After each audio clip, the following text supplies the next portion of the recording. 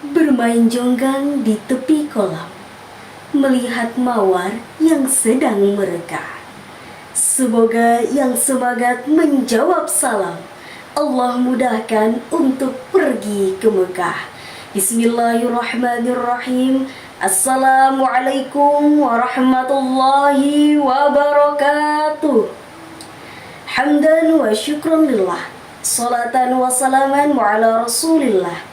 Ashhadu an la ilaha illallah wa ashhadu anna Muhammadan abduhu wa rasuluh la nabiyya wa rasulam ba'da. Syukur alhamdulillah atas kehadirat Allah yang telah melimpahkan rahmat dan nikmatnya kepada kita, sehingga kita dapat diberikan kesempatan untuk berjumpa bertatap virtual dalam keadaan sehat walafiat. Salawat berbingkaikan salam tak lupa kita haturkan kepada nabinya kita para umat yang selalu taat pada syariat yang insya Allah memberikan kita syafaat kelak di akhirat. Ialah Nabiullah Nabi Muhammad sallallahu alaihi wasallam. Dewan juri yang saya hormati, hadirin wal hadirat yang insya Allah dimuliakan oleh Allah. Saya Tasya Rida Hidayat, utusan dari pimpinan wilayah Nasyiatul Aisyah DKI Jakarta, akan menyampaikan ceramah yang berjudul Ramalan. Tapi, ramalan yang saya maksud bukanlah ramalan cuaca, keuangan, atau bahkan percintaan. Tapi ramalan yang saya maksud ialah ramalan rasa malu orang yang beriman. Hadirin yang dimuliakan oleh Allah, malu merupakan bentuk menahan diri dari segala sesuatu dan meninggalkannya karena berwaspada akan celaan yang ada pada dirinya. Allah Subhanahu wa taala berfirman dalam Al-Qur'an surah Al-Fussilat ayat 40. A'udzu billahi minasyaitonir rajim. Bismillahirrahmanirrahim. I'malu ma syi'tum innahu bima ta'maluna basir. Yang artinya, lakukanlah apa yang kamu kehendaki. Sungguh, Dia Maha melihat apa yang kamu kerjakan. Dari Anas radhiyallahu anhu, dia berkata, Rasulullah sallallahu alaihi wasallam pernah bersabda, sesungguhnya setiap agama memiliki akhlak, dan akhlak Islam adalah malu. Hadis riwayat Ibnu Majah. Dikatakan pula, al-haya'u minal iman. Malu adalah sebagian dari iman.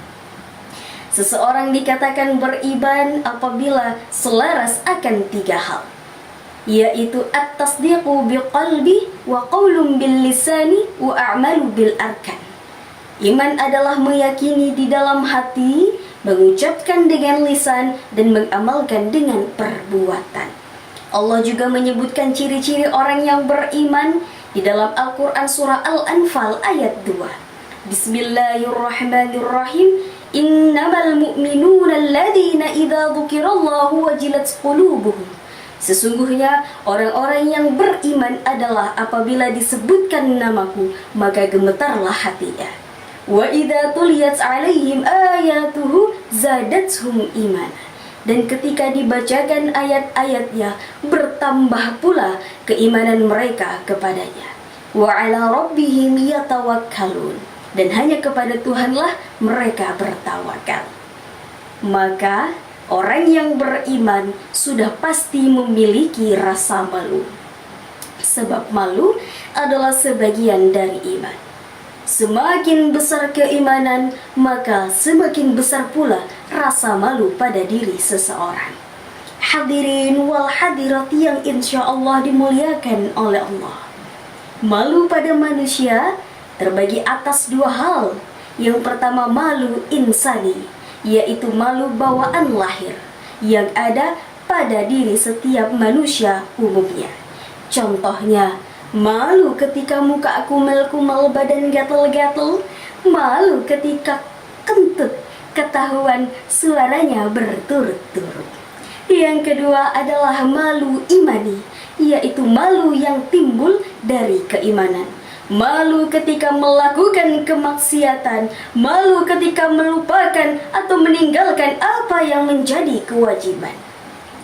Maka jika kita masih sholatnya bolong-bolong, jadi kaya kok malah sombong, suka menghina orang yang giginya ompong, pacaran suka di tempat yang kosong, maka katakanlah pada diri kita, malu dong. Hadirin wal hadirat yang insya Allah dimuliakan oleh Allah, maka bahaya jika sudah hilang rasa malu yang ada pada diri seseorang. Karena apa? Karena ia akan melakukan berbagai macam keburukan dan kemaksiatan.